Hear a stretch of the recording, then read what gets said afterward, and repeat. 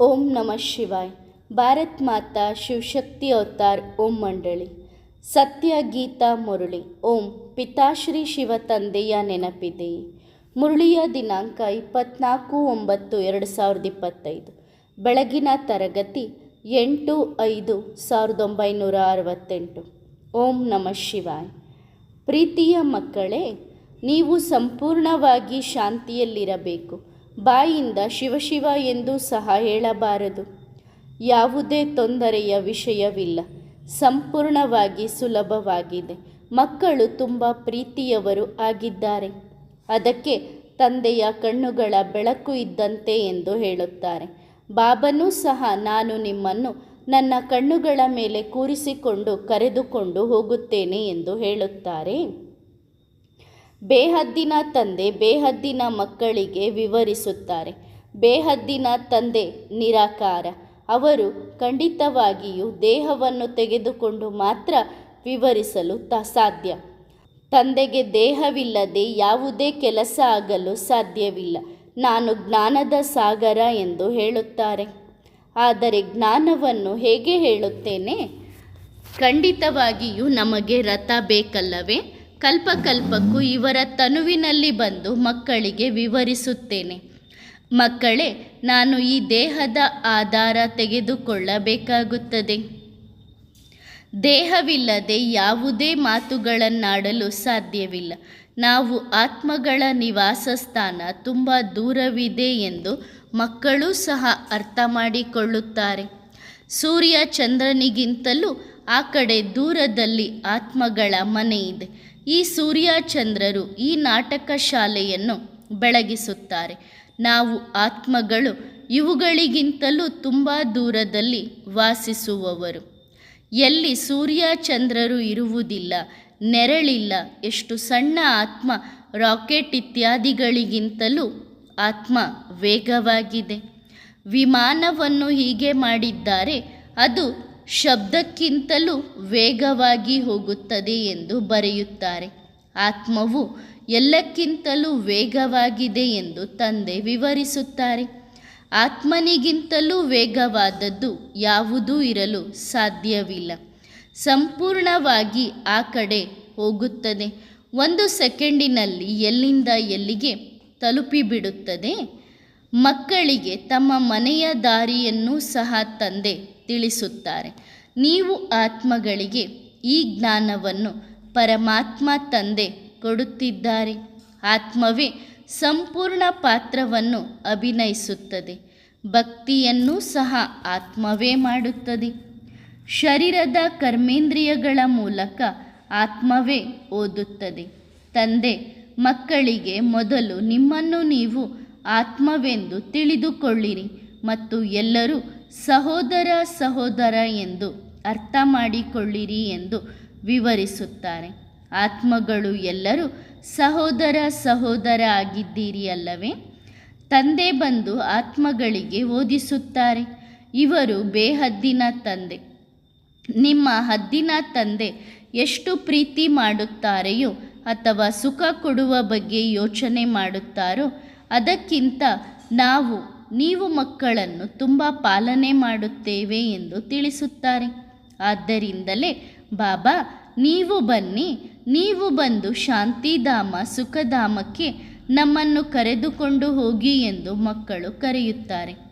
ಮೊದಲು ನಾವು ಶಾಂತಿಧಾಮದ ನಿವಾಸಿಗಳು ಆಗುತ್ತೇವೆ. ಅಲ್ಲಿಂದ ನಂತರ ಸುಖಧಾಮಕ್ಕೆ ಬರುತ್ತೇವೆ. ಈಗ ನಾವು ಹಳೆಯ ರಾಜ್ಯದಲ್ಲಿದ್ದೇವೆ, ರಾವಣನ ಪರ ರಾಜ್ಯದಲ್ಲಿದ್ದೇವೆ.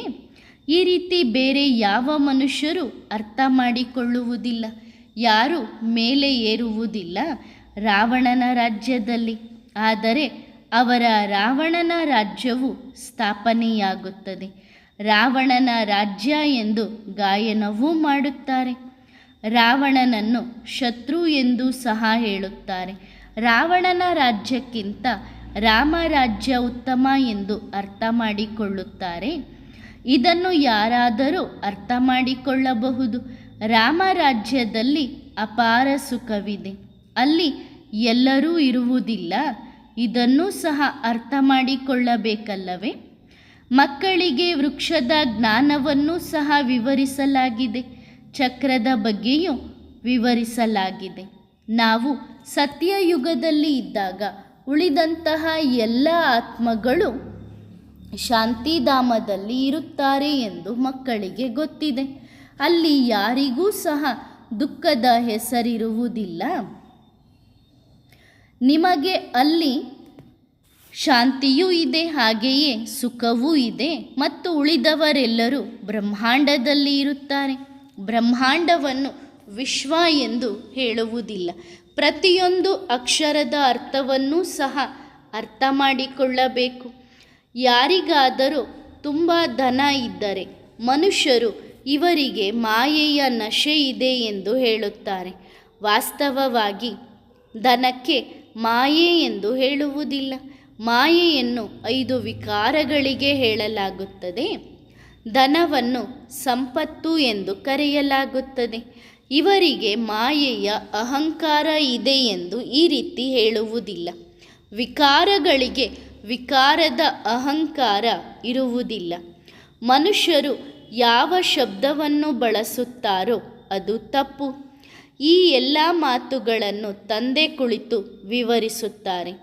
ಬೇಹದ್ದಿನ ತಂದೆ ಬಂದು ನಿಮಗೆ ಎಷ್ಟೊಂದು ಸಂಪತ್ತು ಕೊಡುತ್ತಾರೆ, ಇದರಲ್ಲಿ ಆಶೀರ್ವಾದ ಇತ್ಯಾದಿಯ ಮಾತು ಇಲ್ಲ. ಶಿಕ್ಷಣದಲ್ಲಿ ಆಶೀರ್ವಾದ ಯಾರಿಗಾದರೂ ಸಿಗುತ್ತದೆಯೇನು? ಶಿಕ್ಷಣದಿಂದ ನಾವು ನಮ್ಮ ಮೇಲೆ ನಾವೇ ಆಶೀರ್ವಾದ ಮಾಡಿಕೊಳ್ಳುತ್ತೇವೆ ಎಂದು ತಿಳಿದಿದ್ದೀರಿ. ಶಿಕ್ಷಕರಿಂದ ಮತ್ತೆ ಮತ್ತೆ ಆಶೀರ್ವಾದ ಅಥವಾ ಕೃಪೆಯನ್ನು ಕೇಳುವುದಿಲ್ಲ.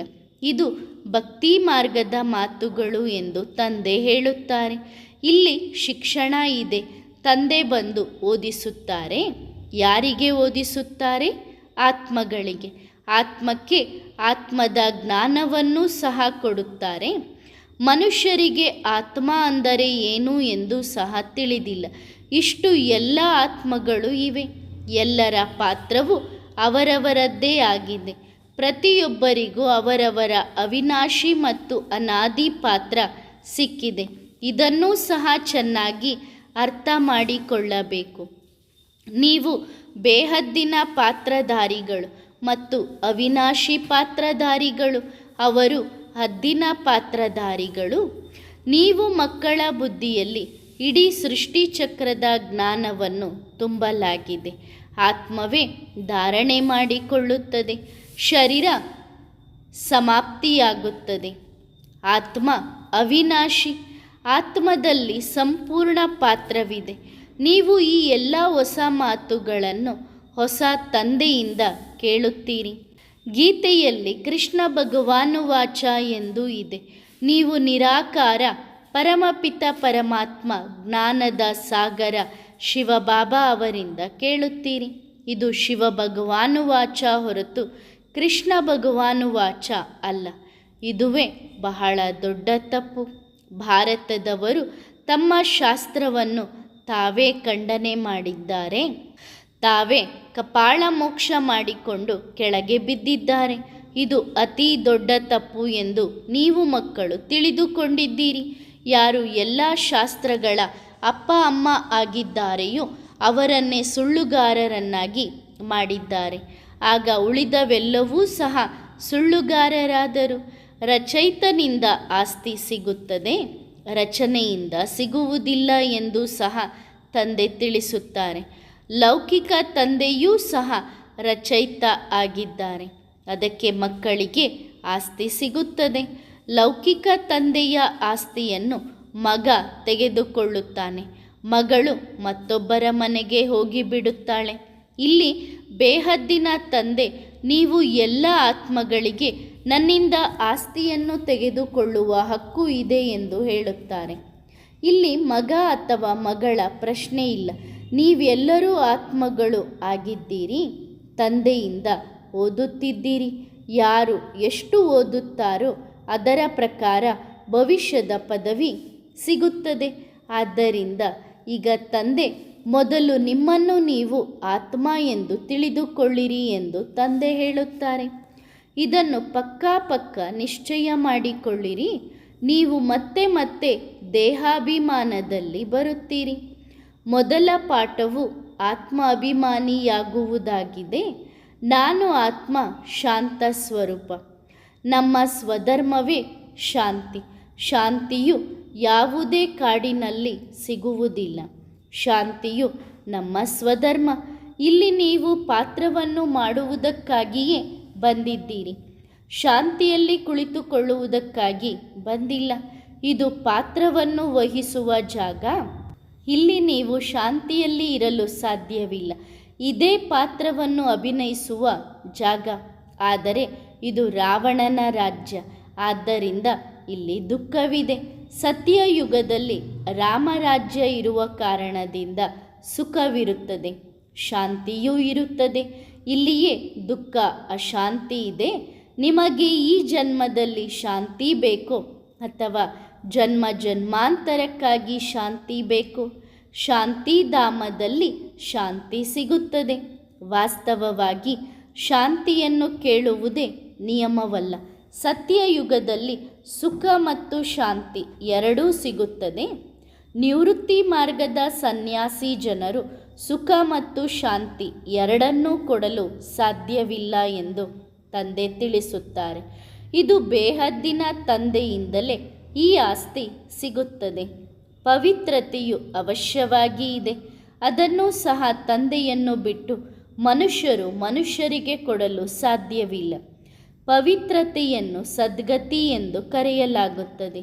ಪವಿತ್ರರಾಗುವುದರಿಂದ ನೀವು ಸದ್ಗತಿಗೆ ಹೋಗುತ್ತೀರಿ. ಇಲ್ಲಿ ಕಲಿಯುಗ ಪತಿತ ಜಗತ್ತು ಇದೆ.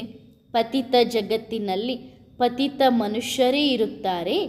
ಪತಿತ ಜಗತ್ತಿನಲ್ಲಿ ಒಬ್ಬರೂ ಪಾವನರು ಇರಲು ಸಾಧ್ಯವಿಲ್ಲ.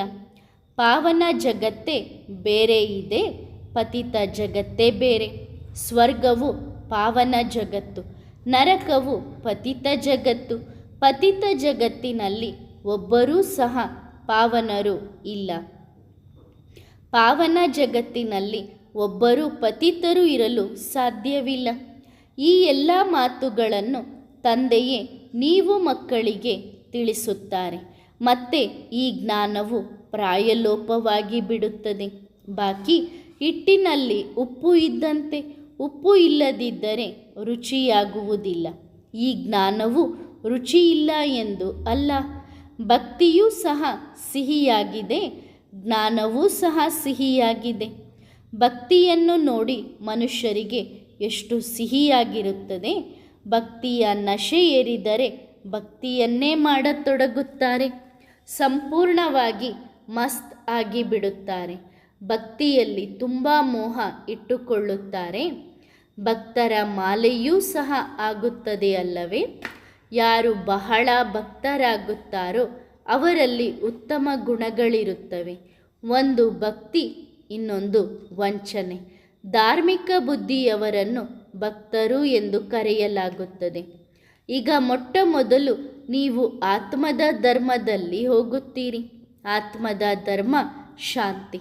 ಆತ್ಮದ ನಿವಾಸ ಸ್ಥಾನವು ಮನೆ, ಮೂಲವತನ. ಸನ್ಯಾಸಿಗಳು ಮನೆಗೆ ತಲುಪಲು ಸಾಧ್ಯವಿಲ್ಲ. ಅವರ ಧರ್ಮವೇ ಬೇರೆ, ನಿವೃತ್ತಿ ಮಾರ್ಗದ ಧರ್ಮ. ಈ ಜ್ಞಾನವು ಇಬ್ಬರಿಗೂ ಇದೆ. ನಿವೃತ್ತಿ ಮಾರ್ಗವೂ ಸಹ ನಾಟಕದಲ್ಲಿ ನಿಗದಿಯಾಗಿದೆ ಎಂದು ತಂದೆ ಹೇಳುತ್ತಾರೆ. ನಾನು ಪ್ರವೃತ್ತಿ ಮಾರ್ಗವನ್ನು ಸ್ಥಾಪನೆ ಮಾಡುತ್ತೇನೆ ಎಂದು ತಂದೆ ಹೇಳುತ್ತಾರೆ. ನಂತರ ಅನೇಕ ರೀತಿಯ ಧರ್ಮಗಳು ಬರುತ್ತವೆ. ಅನೇಕ ಮತಾಂತರಗಳಿವೆ. ಆದ್ದರಿಂದ ಜ್ಞಾನದ ಸೂತ್ರವೇ ಸಂಪೂರ್ಣವಾಗಿ ಗೊಂದಲಕ್ಕೊಳಗಾಗಿದೆ. ಯಾರೂ ತಿಳಿಸಲು ಸಾಧ್ಯವಿಲ್ಲ. ದಿನ ಪ್ರತಿದಿನ ಗೊಂದಲಕ್ಕೊಳಗಾಗುತ್ತಾ ಹೋಗುತ್ತಾರೆ. ಮನುಷ್ಯರ ಮತ ಇದೆ, ಎಷ್ಟೊಂದು ಮತಾಂತರಗಳಿವೆ. ತಂದೆ ಒಂದೇ ಮಾತನ್ನು ತಿಳಿಸುತ್ತಾರೆ. ಈ ಆಟ ಎಷ್ಟು ಅದ್ಭುತವಾಗಿದೆ. ಈ ಸೃಷ್ಟಿಯ ಚಕ್ರದ ಆಯುಷು 5000 ವರ್ಷ. ಸೃಷ್ಟಿಯೂ ಸಹ ಮೊದಲು ಹೊಸದು, ನಂತರ ಹಳೆಯದಾಗುತ್ತದೆ. ಹಾಗಾಗಿ ಅದರ ಆಯುಷು ಸಹ ಅವಶ್ಯವಾಗಿ ಇರಬೇಕು. ಸೃಷ್ಟಿಯ ಆಯಸ್ಸಿನ ಬಗ್ಗೆ ಯಾರಿಗೂ ತಿಳಿದಿಲ್ಲ. ಹೊಸದು ಹಳೆಯದಾಗುತ್ತದೆ, ಹಳೆಯದು ಹೊಸದಾಗುತ್ತದೆ. ಹೊಸದರಲ್ಲಿ ಏನಾಗುತ್ತದೆ, ಹಳೆಯದರಲ್ಲಿ ಏನಾಗುತ್ತದೆ? ಇಂತಹ ವಿಚಾರಗಳು ಯಾವುದೇ ಮನುಷ್ಯರ ಬುದ್ಧಿಯಲ್ಲಿ ಇಲ್ಲ. ಭಕ್ತ ಜನರು ವೇದ, ಶಾಸ್ತ್ರ ಇತ್ಯಾದಿಗಳನ್ನು ಓದಿದರೂ ಸಹ ಭಕ್ತಿಗೆ ತುಂಬ ಗೌರವ ಇದೆ. ಅರ್ಧ ಕಲ್ಪ ಭಕ್ತಿ ನಡೆಯುತ್ತದೆ. ಎಷ್ಟೋ ಮನುಷ್ಯರು ದಾನ ಪುಣ್ಯ ಇತ್ಯಾದಿ ಮಾಡುತ್ತಾರೆ. ಎಷ್ಟು ದೊಡ್ಡ ಶಾಸ್ತ್ರಗಳಿವೆ.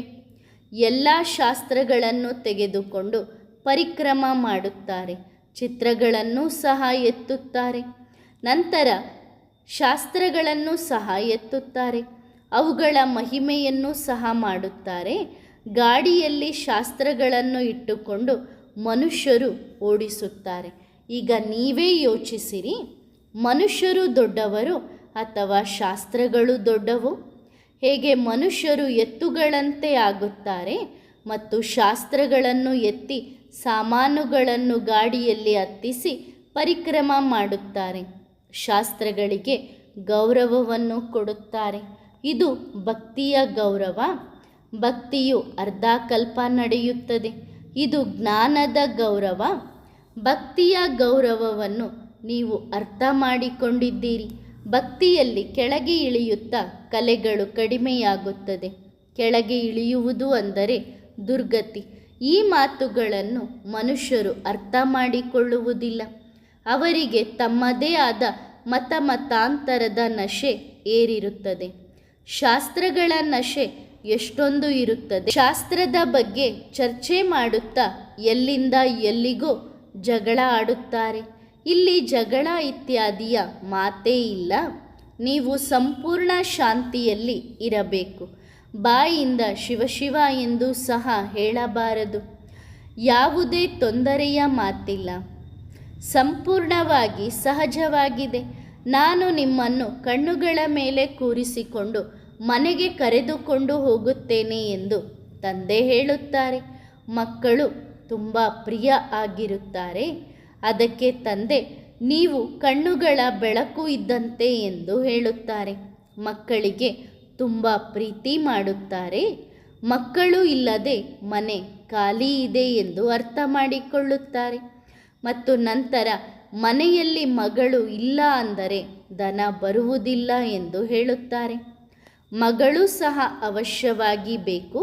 ನಂತರ ಅವರ ಪಾಲನೆಯನ್ನು ಸಹ ಚೆನ್ನಾಗಿ ಮಾಡುತ್ತಾರೆ. ಈಗ ನೀವು ಮಕ್ಕಳಿಗೆ ಬೇಹದ್ದಿನ ತಂದೆ ತಾಯಿಯ ಪಾಲನೆ ಬೇಕು ಎಂದು ಗೊತ್ತಿದೆ. ಜಗದಂಬೆಯ ಪಾಲನೆ ಅವಶ್ಯವಾಗಿ ಜಗದಂಬೆ ಬಂದಿರಬೇಕು. ಅವರೇ ಪಾಲನೆ ಮಾಡಿದ್ದಾರೆ. ಅವರ ಯಾದಗಾರ್ ನಂತರ ನಿರ್ಮಾಣವಾಗಿದೆ. ಕಲ್ಕತ್ತಾದಲ್ಲಿ ಕಾಳಿಯ ಮುಂದೆ ಅಮ್ಮ ಅಮ್ಮ ಎಂದು ಹೇಳಿ ಎಷ್ಟು ರಾದ್ಧಾಂತ ಮಾಡುತ್ತಾರೆ ಮತ್ತು ಎಷ್ಟು ಕಾಳಿ ಭಯಾನಕವಾಗಿ ತೋರಿಸಿದ್ದಾರೆ. ಅವಳ ಕೈಯಲ್ಲಿ ಹಿಂಸೆಯ ವಸ್ತುಗಳೇ ಇವೆ. ಅದನ್ನು ಎಷ್ಟು ಮೂಢನಂಬಿಕೆ ಇದೆ ಎಂದು ಕರೆಯಲಾಗುತ್ತದೆ. ಬಲೆ ಕಾಳಿ ಅಮ್ಮ ಈ ರೀತಿ ಇಲ್ಲ. ಕಪ್ಪು ಮತ್ತು ಬಿಳುಪು ಹೇಗೆ ಆಗುತ್ತದೆ ಎಂದು ನೀವು ಮಕ್ಕಳು ಈಗ ತಿಳಿದಿದ್ದೀರಿ. ಆ ಜನರು ಅರ್ಥವನ್ನು ಏನೂ ತಿಳಿದುಕೊಂಡಿಲ್ಲ. ಅಮ್ಮ ಅಮ್ಮ ಎಂದು ಹೇಳಿ ರಾದ್ಧಾಂತ ಮಾಡುತ್ತಾ ಇರುತ್ತಾರೆ. ಏಕೆಂದರೆ ಅವರು ವಿಶ್ವದ ಮಾಲೀಕರನ್ನಾಗಿ ಮಾಡುತ್ತಾರೆ ಅಲ್ಲವೇ? ಆದರೆ ಇದು ಯಾರಿಗೂ ತಿಳಿದಿಲ್ಲ. ನೀವು ಕಾಳಿ ವಿಶ್ವದ ಮಾಲೀಕರನ್ನಾಗಿ ಮಾಡುವವರು ಆಗಿದ್ದೀರಿ. ಅವರನ್ನು ಅಮ್ಮ ಅಮ್ಮ ಎಂದು ಹೇಳುವುದು ಸರಿ, ಆದರೆ ಅರ್ಥವನ್ನು ನೀವು ತಿಳಿಸಬಹುದು. ಲಕ್ಷ್ಮಿಗೆ ಅಮ್ಮ ಎಂದು ಹೇಳುವುದಿಲ್ಲ. ಕಾಳಿ ತಾಯಿ ಈಗ ಇದ್ದಾರೆ. ಅವರು ಮತ್ತೆ ಯಾವಾಗ ಬರುತ್ತಾರೆಂದು ಮನುಷ್ಯರಿಗೆ ಗೊತ್ತಿದೆಯೇನು? ತುಂಬ ಅಂಬೆಯ ಮಂದಿರಗಳಿವೆ. ಮಂದಿರಗಳು ಸಹ ಅವಶ್ಯವಾಗಿ ಎಲ್ಲ ಜಾಗದಲ್ಲಿ ಬೇಕು ಅಲ್ಲವೇ? ಪೂಜೆ ಮಾಡಬೇಕು. ಈಗ ನೀವು ಮಕ್ಕಳು ತಾಯಿಯ ಅರ್ಥವನ್ನು ತಿಳಿದುಕೊಂಡಿದ್ದೀರಿ. ಕಾಳಿ ಮಾತೆ ಬಹಳ ಸರಳವಾಗಿದ್ದಾರೆ, ಆದರೆ ಅಷ್ಟೂ ಅಲ್ಲ. ಹಾಗೂ ಅವರು ಯಾವುದೇ ಹಿಂಸೆಯನ್ನು ಮಾಡುವುದಿಲ್ಲ.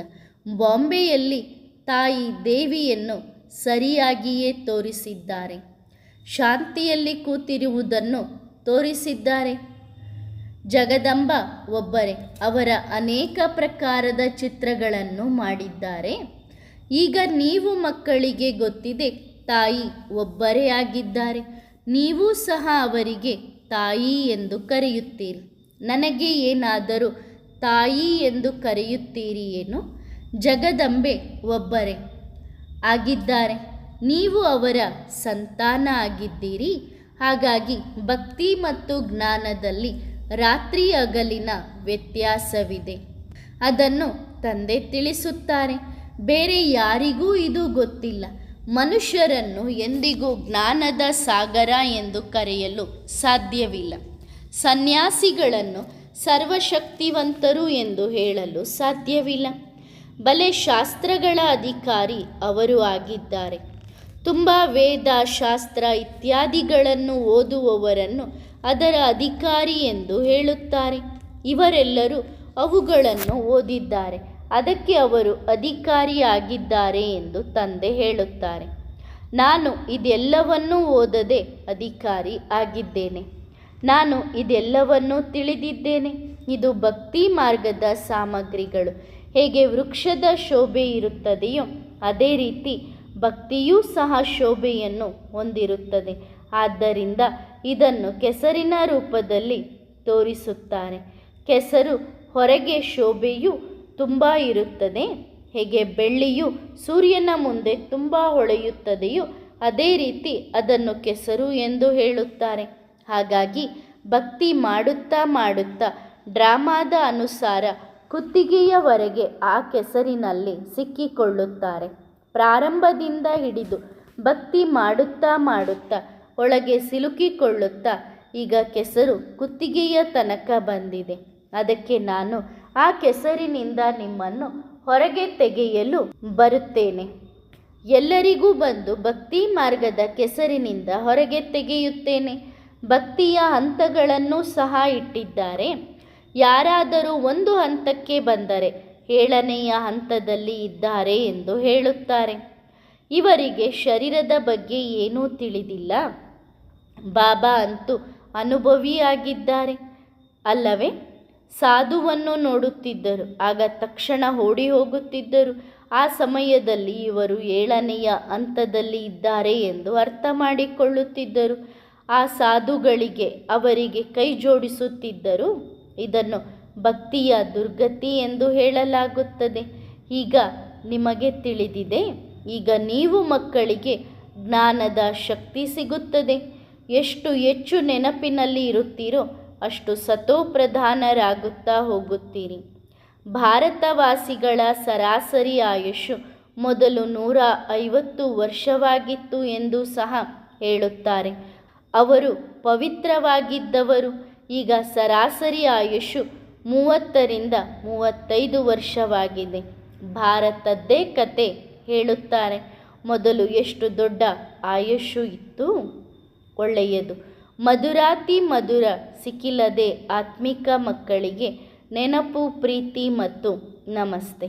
ವರದಾನ: ಜ್ಞಾನಿ ಆತ್ಮರಾಗಿರಿ. ಜ್ಞಾನಿ ಮತ್ತು ಅಜ್ಞಾನಿ ಆತ್ಮದಲ್ಲಿ ಯಾವ ವ್ಯತ್ಯಾಸವಿದೆ? ಜ್ಞಾನಿ ಅಂದರೆ ಅದೃಷ್ಟವಂತರು. ಜ್ಞಾನಿ ಅಂದರೆ ತಿಳುವಳಿಕೆಯುಳ್ಳವರು. ಅವರು ಎಂದಿಗೂ ಮಾಯೆಯಿಂದ ಮೋಸ ಹೋಗುವುದಿಲ್ಲ.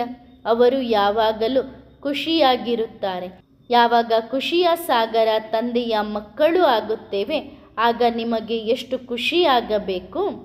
ಏಕೆ ಅಂದರೆ ತಂದೆ ಸಿಕ್ಕಿದ್ದಾರೆ ಅಂದರೆ ಎಲ್ಲವೂ ಸಿಕ್ಕಿದೆ. ಆ ಪ್ರಾಪ್ತಿ ಯಾವುದು ಆಗಿದೆ ಎನ್ನುವುದು ಅದರ ಬಗ್ಗೆಯೂ ತಿಳುವಳಿಕೆ ಇಲ್ಲ. ಅವಿದ್ಯೆ ಆಗಿದ್ದೀರಿ. ಎಲ್ಲಿ ಪ್ರಾಪ್ತಿ ಇದೆಯೋ ಅಲ್ಲಿ ಖುಷಿ ಇರುತ್ತದೆ. ಅಲ್ಪಕಾಲದ ಪ್ರಾಪ್ತಿಯುಳ್ಳವರೂ ಸಹ ಸಂತೋಷವಾಗಿರುತ್ತಾರೆ. ಹಾಗಾದರೆ ಸದಾಕಾಲದ ಪ್ರಾಪ್ತಿಯುಳ್ಳವರು ಯಾವಾಗಲೂ ಸಂತೋಷವಾಗಿರಬೇಕು ಅಲ್ಲವೇ? ಹಾಗಾದರೆ ಜ್ಞಾನಿ ಅಂದರೆ ಯಾವಾಗಲೂ ಖುಷಿಯಾಗಿರುವವರು ಮತ್ತು ಅಜ್ಞಾನಿ ಅಂದರೆ ಕೆಲವೊಮ್ಮೆ ಮಾತ್ರ ಖುಷಿಯಾಗಿರುವವರು. ಒಳ್ಳೆಯದು. ಓಂ ನಮಃ ಶಿವಾಯ.